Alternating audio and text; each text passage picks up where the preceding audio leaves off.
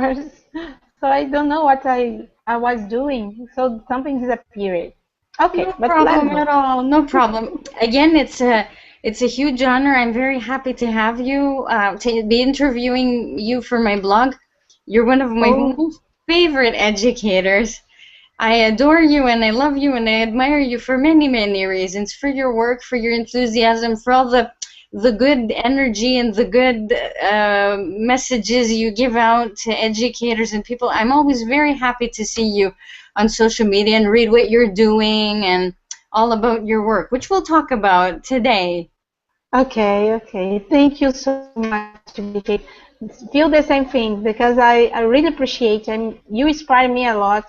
And you was the first one that I have my personal my PNL. Like it is amazing, amazing. I really appreciate your very kind words, and I feel the same way about you. And I'd really like to thank you for this interview. It's really amazing for me to have you. So I'll introduce you to all our viewers. Okay. I have the honor today to have for my blog to interview the one and only Priscila Mateini from Brazil. She's an educator. She does a lot and a lot and a lot of things. She also has a blog, which I will put in the post, the link to your blog, so everybody can read the fantastic things you're doing there. But first, I'd like to start with a question I ask everybody because I hear a lot of interesting stories.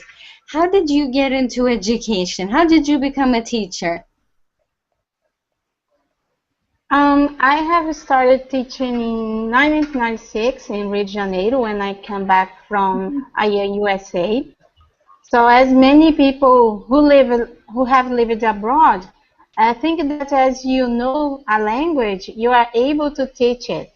And I said, okay, let it go. So I will try. But I have the worst time of my life. It was an awful experience. I started with a kindergarten. I was not prepared for it.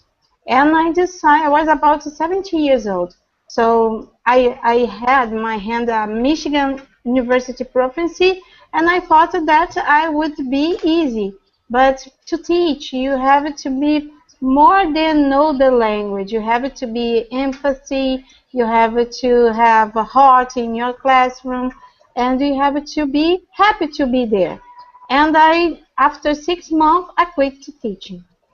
And after that, I decided to do another thing, and I decided to work as a translation in a well-known newspaper here in Rio, in Brazil, and I forget about Mhm. teaching. But deep inside my heart, I always loved being teaching in a classroom as a student.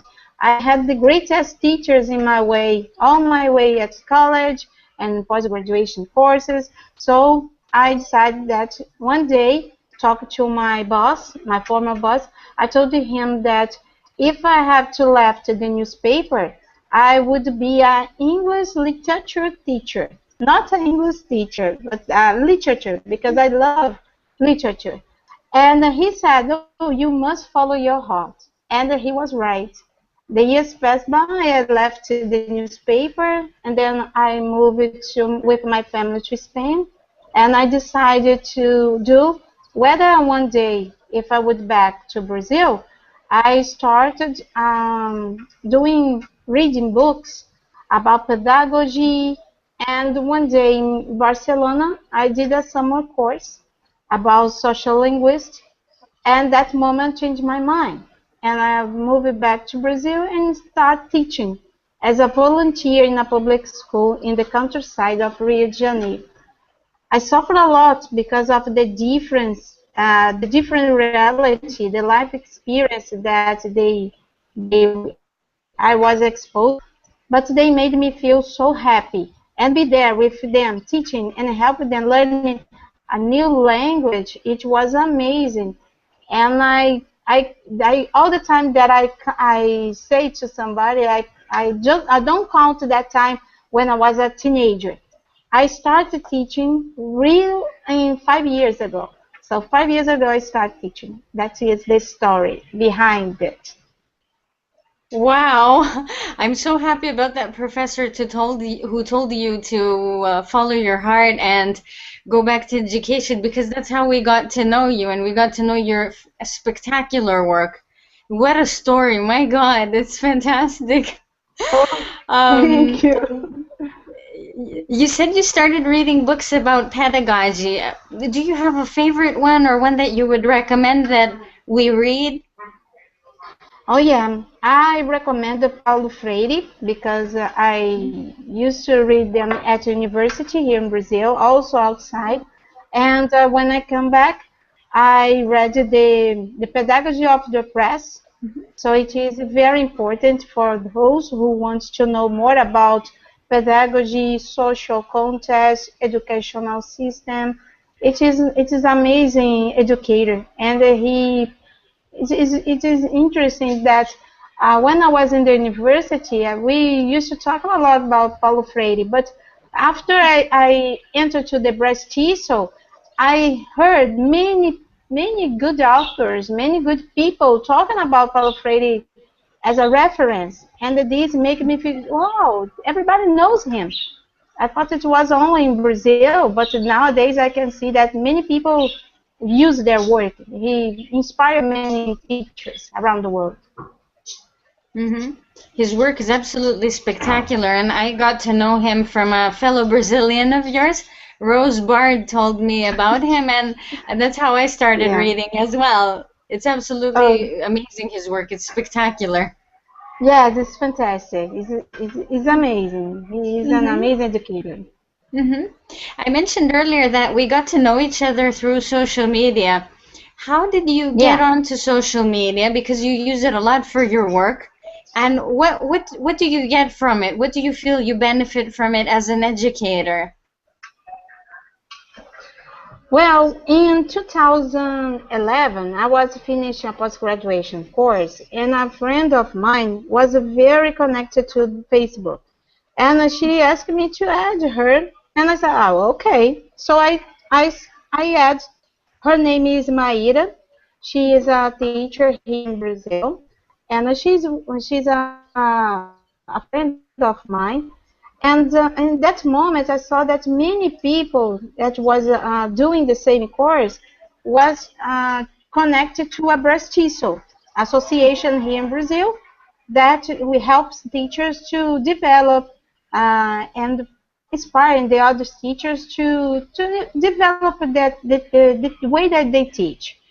So I get in touch with the Brestiço thing, the Facebook page, and then I volunteer myself to work in a Brestiço would happen here in Rio. And then I sent my resume. They invited me, and I found out that there was many people was friends in face to face, was in the Facebook, and that's why we started.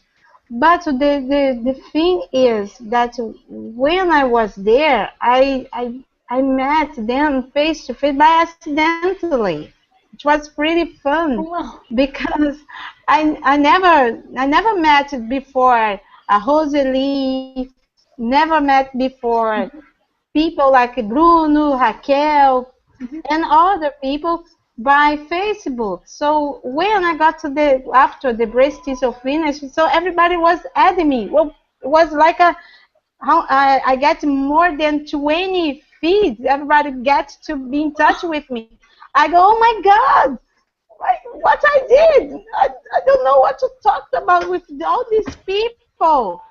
And I start to the Brattle. It's a group here in Brazil that is an association that we try to help the teachers to develop to give them their voice to talking about what is they thinking about the teaching context in Brazil.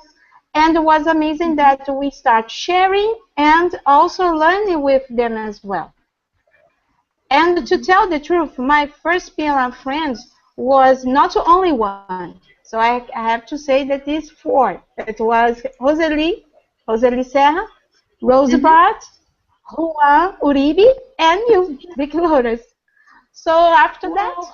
I was invited to talk with you. To the people was adding me because they like what I was writing about my classes.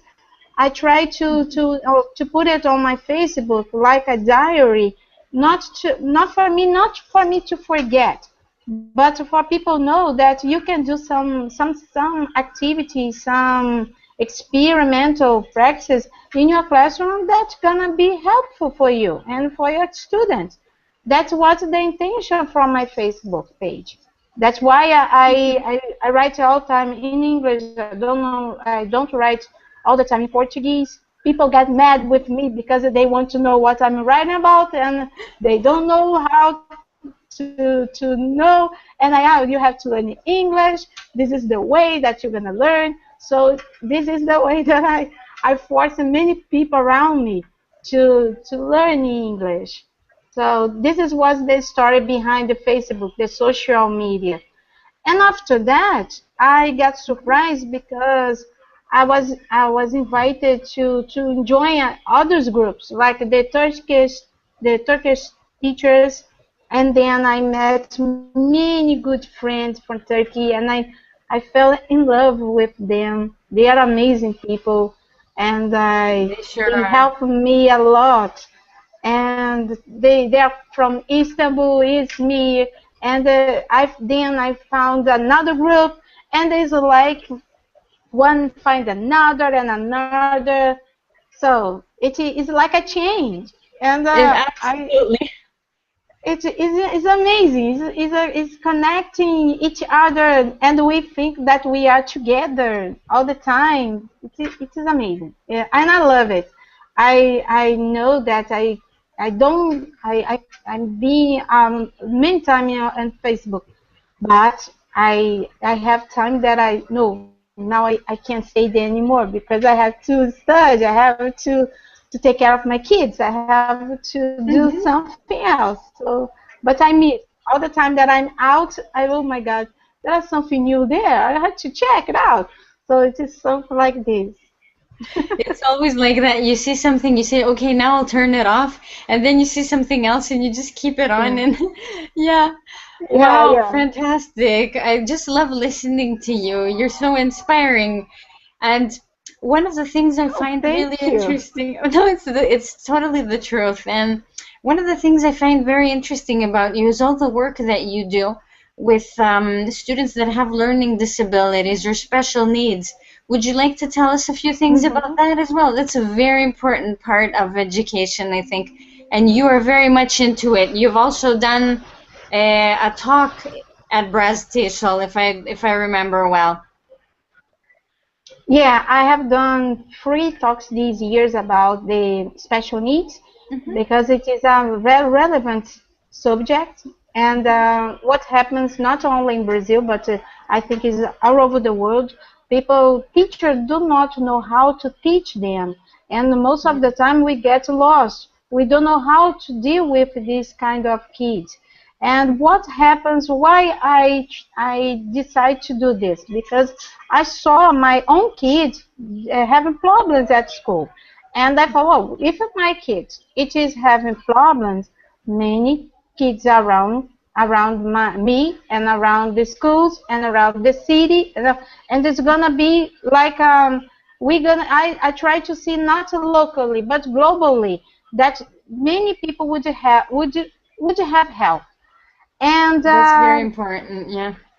what I decided to do, I was very interesting. Why I started because I was in a waiting room, waiting for a psychologist therapy for my kid, and Hmm. a father very desperate come across me and ask, are you an English teacher? And I said, yes, I am. Why do you know that I'm an English teacher? Oh, because the psychologist told me that you was an English teacher, and my kid it is an autistic kid, and he needs help. He's studying a bilingual school, and Hmm. he's have a big trouble, and I would like if you could help him. So I thought, oh, this is crazy. I never taught a kid with autism. Even though I have a mother of autistic, doesn't mean that I'm gonna know how to deal with a different one. But Mhm. this psychiatrist called me and said, no, Priscilla, let's do together. Let's work together. I'm gonna give you some books. I'm gonna give you some internet, some pages internet. You can find out things, and we can help each other. And we did that. We did that about 1 year, and it was very successfully. And the family got in touch with me and decided to ask me why I didn't do this to another kid. And I decided I start with another kid with this first kid, and then the materials that I have to use was Mhm. to be adapted. So I have to go to the school and watch the English class and see what he was learning, look at to the content, look at to the teacher was doing, and helping him like a mediator. And that's what Mhm. happens. So these and after that, I decided to write a post in my blog Mhm. telling about what happens to these kids, and they made me feel so happy to help another family that I know this not can be with me. So I'm gonna spread for everybody else. And I sent my application to the Prestigio to present Mhm. the conference. They accept, and then I got there, I did my speech, I did Wow. my talk, they love it, and I got an invitation from many parts of Brazil and many invitation from here at the web and also from USA. And I thought, oh my God, it is, I thought it was here in Rio. No, it is all over the world. They need help, and that's why Absolutely. I decided to do. What makes me so surprised was Mhm. an invitation by the ITDI from the MOCA summer course that Chuck, Sandy, and Jason asked Mhm. me to deliver this speech. And I felt so happy. So that was the magical moment for me this whole year. And I said, oh my, what a responsibility. I'm so young to help this teacher that 20 years, 25 years, and how can I give them? I don't know how to say to them, and this and check. No, Priscilla, say what you want. Say say what you. It is What you follow feel? your heart. How do you Mhm. feel? And I did, and it was amazing. It's an amazing experience. And Wow. nowadays, what we're gonna do now? We saw that there are many classes that I am helping with different schools and Mhm. like a consulting and see that they can work what they don't. No, don't necessarily to work this right now with them. You have to work speaking now. Oh no, don't do speaking. Do it the reading and the writing. Do another thing. So we are like consulting many schools here in Itarai and also Itaboraí, what Mhm. is giving us successfully for that.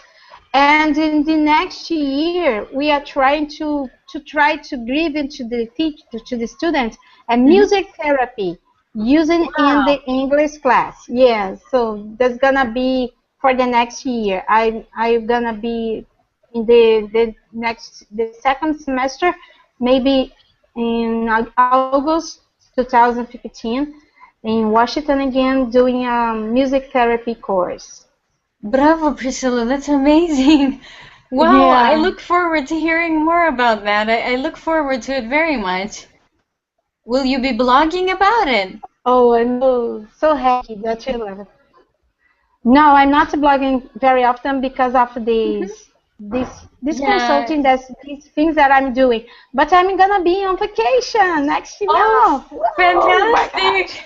I hope you enjoy And it. You totally deserve it. yes, so I'm gonna I'm gonna write something and put on the blog. Gonna be there. Super. Priscilla, you can't imagine how happy you make me to listen to you and your enthusiasm about education, about everything you do. If I ask you to give the teachers who are listening to you Mm-hmm. a wish or a piece of advice to close this interview, what would you tell them? I would say that to be a teacher, you have to follow your heart. Don't Mhm, follow the content. Don't guide by tests. Don't do that. You have to do what your student needs. mhm, What I all the time that when I enter to my classroom, I look to my student and oh, they need that. I will do this, but I think they do need that. mhm. So what I suggest is follow what your student needs, not you, and don't follow what it is now obligatory for you. Oh, yeah, my student have to get grades. My student have to pass. No, your student have Yeah. to love what they are learning. This is what I try to pass to my student.